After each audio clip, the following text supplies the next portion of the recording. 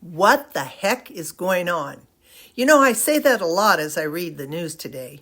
Greetings, Dinah here. Well, things are heating up at the Grammy Awards ceremony, so to speak. Satan is taking center stage in our cultural cesspool. Not that Satan hasn't always been there, but in the past, he laid low and worked undercover. Since I was a teen in the 60s, there have been reports of satanic influence in music and entertainment. I remember spinning the song Stairway to Heaven by Led Zeppelin backwards because the rumor was that it said, "Here's to my sweet Satan," along with other diabolical references. This is called backmasking. Even though this has been mocked as a Christian conspiracy, I remember thinking as I listened, yup, that's what it says. If you're interested, you can be the judge. Go to Wikipedia/Stairway to Heaven, and the second video down has it played backwards with the words. Back then, this rumor was a sensation, and I'm sure it sold a gazillion more records because of it. But the Grammys this year makes backmasking a cryptic message about Satan child's play. It left no doubt about what was being said.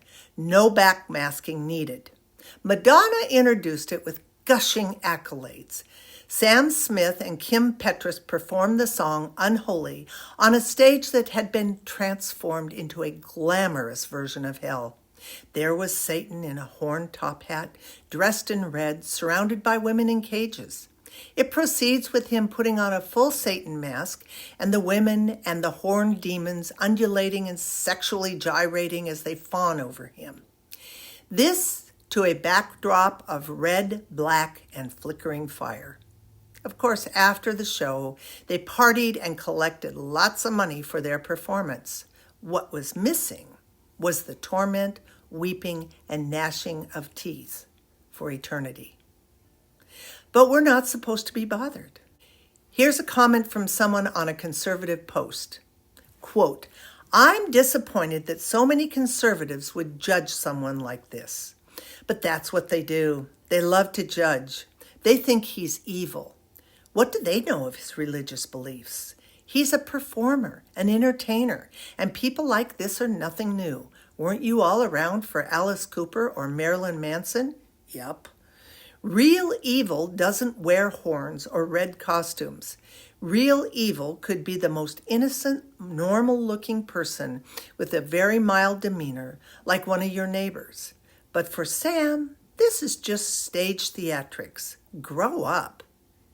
And this is from Billboard magazine. Instead of celebrating the fact that a pair, Smith and Petras, who are non-binary/transgender respectively, made history for the LGBTQ community that night, conservative viewers slammed the performance for promoting the worship of Satan. You see, we shouldn't be concerned if Satan is being worshipped as long as LGBTQ stuff is being represented. So what's really going on?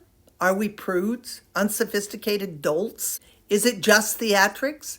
Well, if I was the devil, I would sure want you to think that. Nothing to see here. But this stuff is cropping up much more frequently, and you can't ignore or dismiss it. While there are many examples, this one was significant.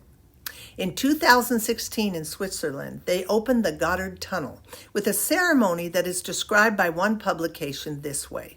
A giant mechanized worm eats deep into the bowels of hell to the delight of a half-naked demonic angel, Lucifer, lesbians, pagans, demons, goat gods, and catatonic orange zombies in front of the delighted elite of the New World Order.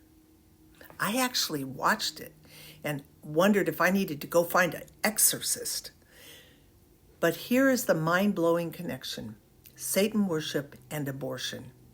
Years ago, we were called nuts when we said that abortion was demonic. No, they said, it's about women's rights. But abortion is what satisfies the bloodlust of Satan. Check this out. These billboards were on a freeway in Phoenix, Arizona, and they made very clear about the unholy connection. The billboards are hard to read. The first one says SatanCon 2022 in beautiful, Satan-friendly Scottsdale, Arizona. The other attached billboard, which has a goat head and a pentagram logo at the top, says, "Our religious abortion ritual averts many state restrictions." There's a picture of cake batter with the label "not a cake" and a picture of an ovum being fertilized with a sperm and the label "not a baby." But if this doesn't convince you of the connection, listen to what Fox News reported. Quote, "The Satanic Temple is opening a health clinic in New Mexico to provide free religious medication abortion and will name the facility the Samuel Alito's Mom's Satanic Abortion Clinic in mockery of Supreme Court Justice Samuel Alito, who authored the opinion overturning Roe v. Wade.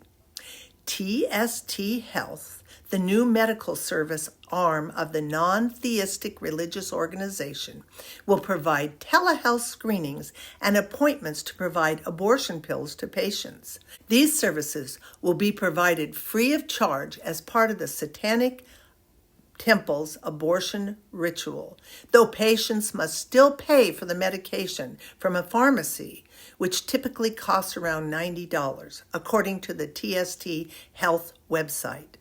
Many counselors will tell you that the horrors of satanic ritual abuse of children are real. Horrible, hideous, perverted sexual abuse. It happens. I personally have worked with women who suffered through it. And it's the same Satan. The Satan Sam Smith was depicting in that performance is the same one who inspires and exacts the horrific abuse and even killing of children. There's not a kinder, gentler version of Satan. Only depths of depravity and evil that reveal itself as the civilized veneer of our culture wears thin. Ephesians 6:12 says it perfectly. "For we're not fighting against flesh and blood enemies, but against evil rulers and authorities of the unseen world, against mighty powers in this dark world, and against evil spirits in the heavenly places." What used to be hidden is now being flaunted. This generation of children are being sucked into the evil vortex through media and the vile content on the internet.